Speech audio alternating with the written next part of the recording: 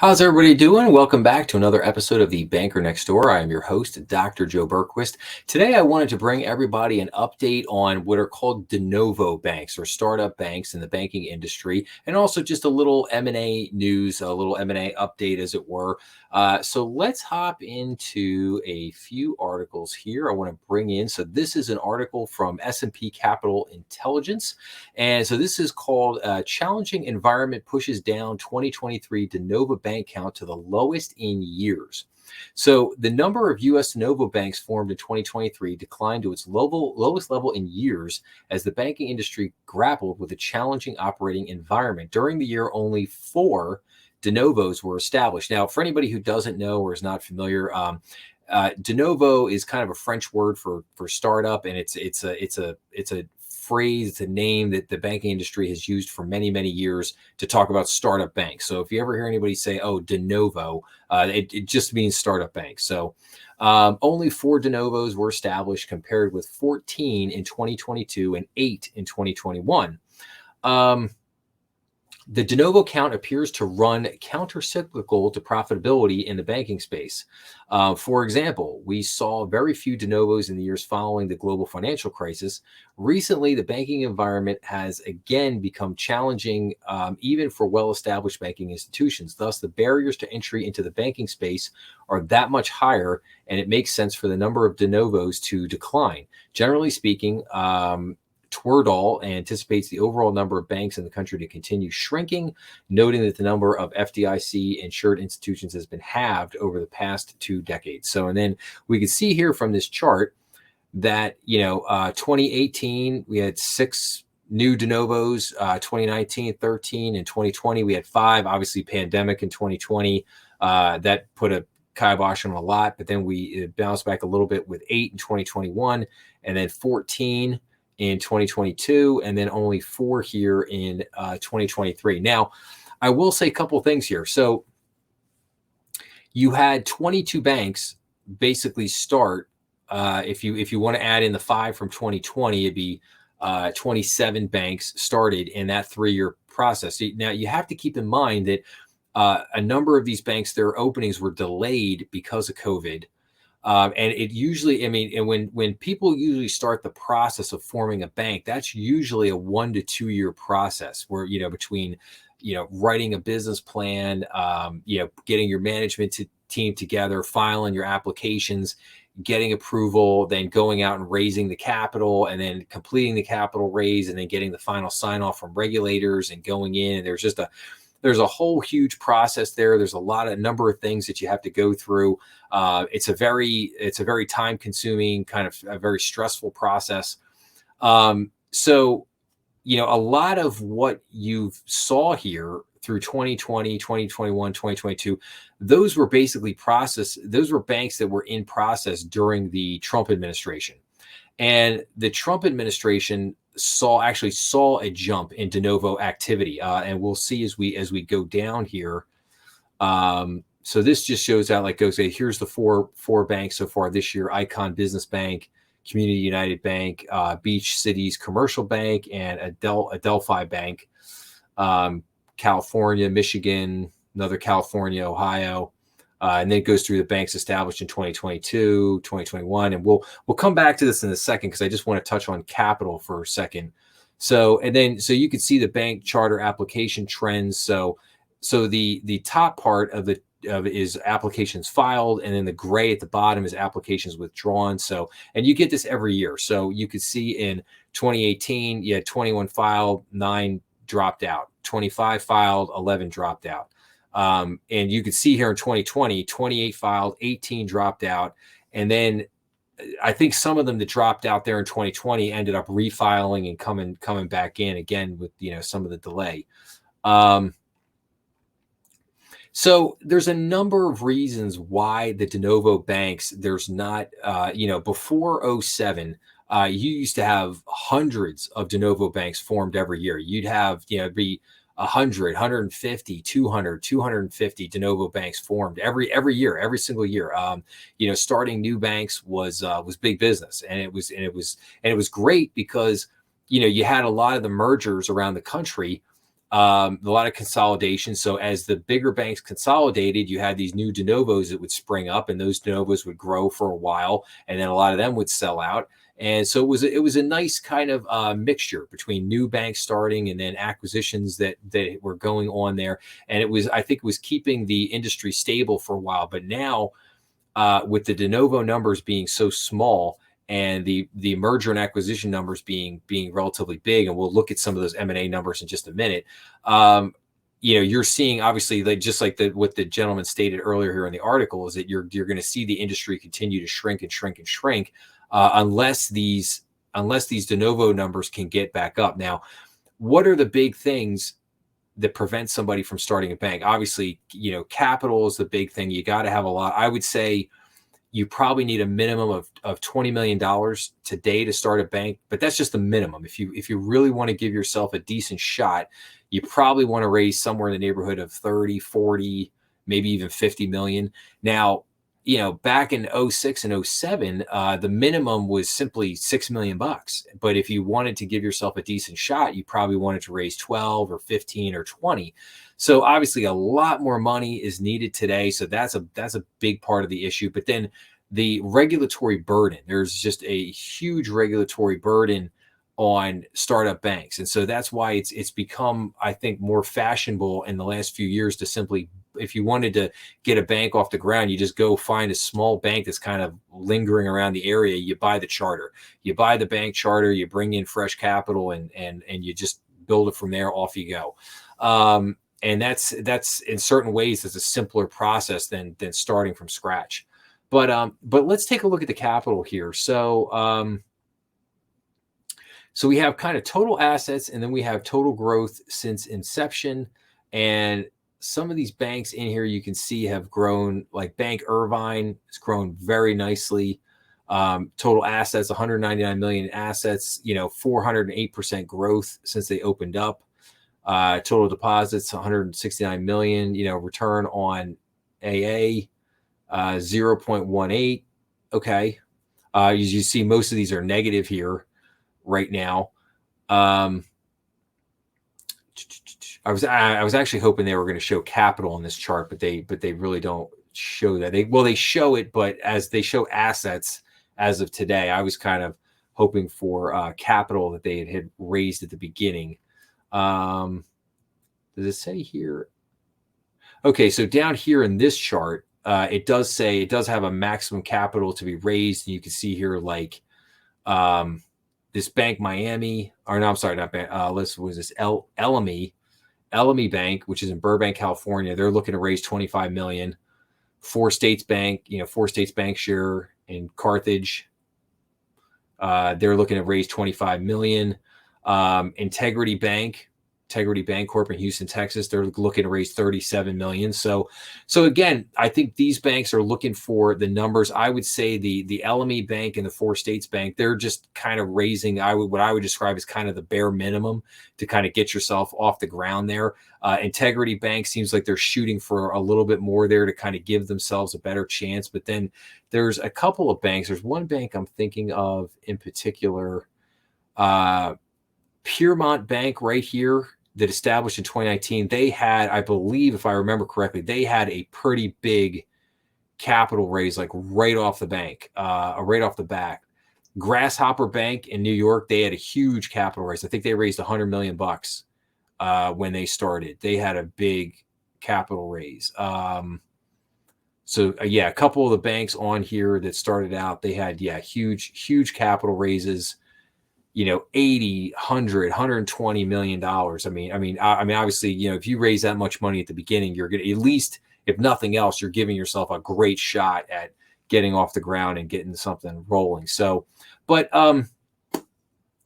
obviously not a great moment right this moment to start a startup bank, given the capital, profitability of banks, the regulatory environment, all those. That's kind of not a great stew out there right now.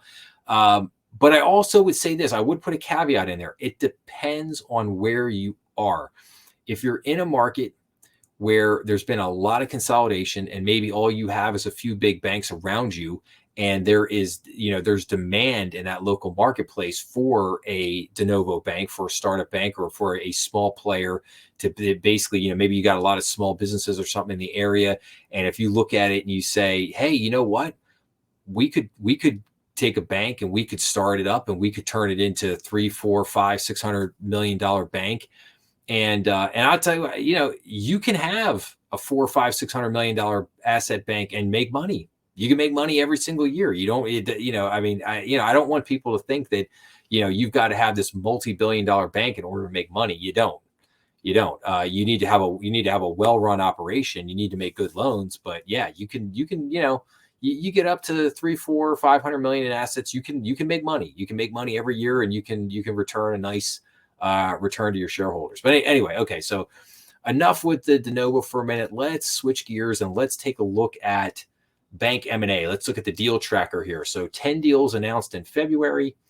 But what I want to point out here is, all right, let's read the headline here. So for a second here. So 10 U.S. bank deals were announced in February, equaling January's total and pushing the year-to-date value to $939 million. By comparison, 15 bank deals were announced over the first 2 months of 2023 for a combined $342 million.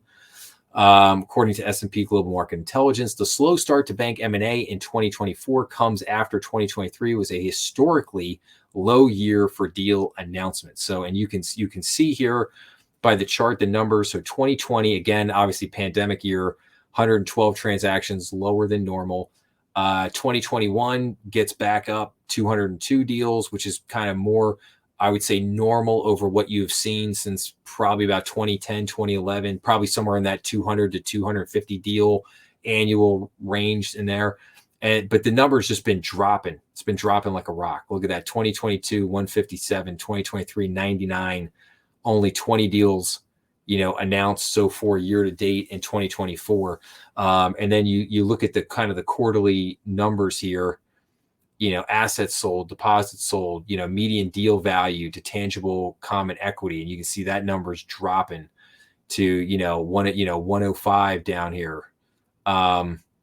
So that just means that deal value means your market premiums are dropping for banks.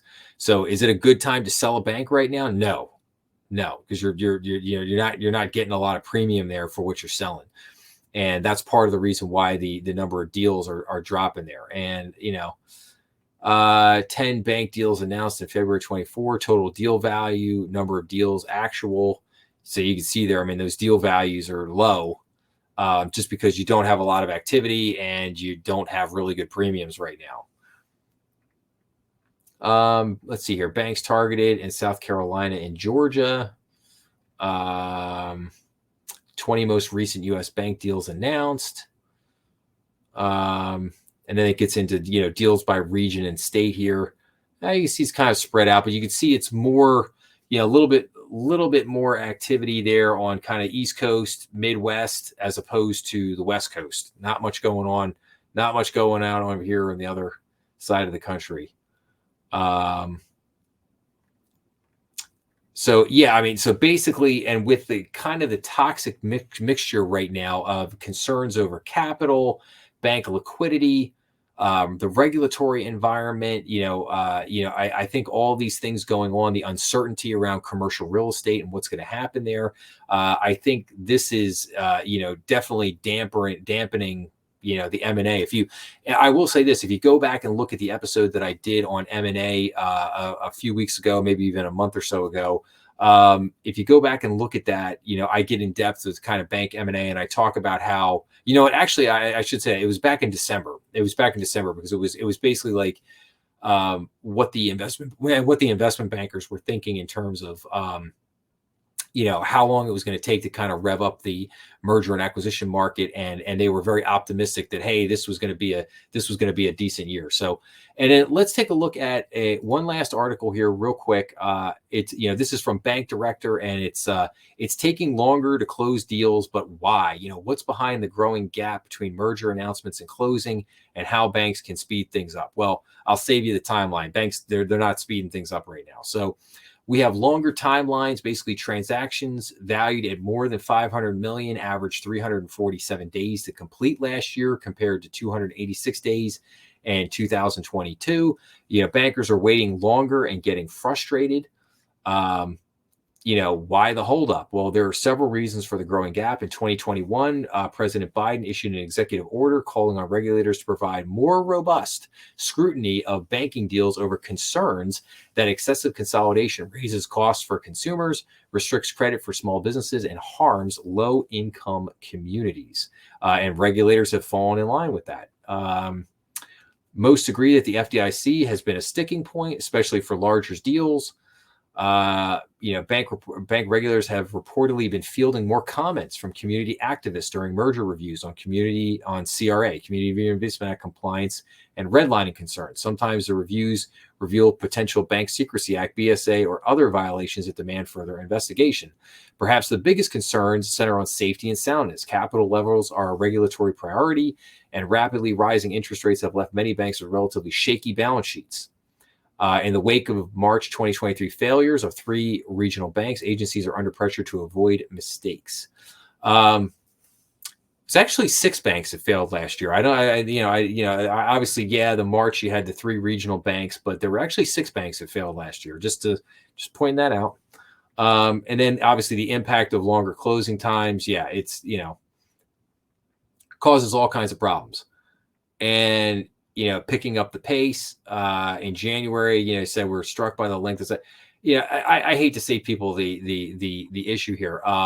You're not going to see any change with this throughout the rest of the year. Unless we have a new administration come January next year. I mean, this is basically what you got. I mean, the Feds they're going to take longer to complete transactions. That's their prerogative. That's their priority right now. And you can hem and haw about it all you want, but it's not gonna speed things up, and as long as there is continued uncertainty. Let's go back to this M&A for a second. Is again looking at this chart, looking at the number of deals, like until this uncertainty kind of gets stamped down, and I would say regulators have more confidence to speed up the time frame. And rightly so under profitability goes back up. There's no longer, we're not worried about commercial real estate. We got a little bit more stability with interest rates and inflation, and bank margins aren't going to get squeezed. Then, once there's that more certainty in the market, then bank M&A deals will pick up. But I have already through the first 2 months of the year, I'm pretty much given this is an election year, a lot of uncertainty going on. I don't think you're going to see a whole lot of activity the rest of the year in terms of deal flow. I would say you're probably going to finish up the year somewhere in the 60 to 100 transactions, probably end up being definitely less than 2023. Maybe you end up with 70 or 80 deals at the end of the day. But I think that's kind of where the M&A activity is going to shake out at this point. You're not going to see a lot of new de novo banks. I mean, right now we've got 4 so far this year. Probably add a couple more. I would probably might be a couple more applications there by the end of the year. Maybe we get another 4 or 5 applications, something like that go in. But that's probably about it. That's probably about all you're going to see so far with this year. So that's kind of where things are sitting at right now with de novo banks, with the M&A scene. So I hope those were good articles. I hope people like that. I hope that gives people some numbers and some context to look at around this stuff, just to know kind of what's going on in the banking industry. And so I'll wrap up by just saying, if you like the video, please make sure to like, share, subscribe. That always helps the channel. Please make sure to leave your comments down below. Please make sure to check us out on YouTube, Rumble, and all major podcast platforms. Please make sure to check out The Banker Next Door at www.thebankernextdoor.com. I love feedback. I made a lot of changes to the website recently, so I'd be interested to see if people are liking that, or if they think things should be added, or whatever the case may be. But anyway, I hope everyone has a wonderful weekend this weekend. Please check out some of the other videos that I posted, and I will be back again real soon to bring you guys some more fantastic information. So thanks a lot.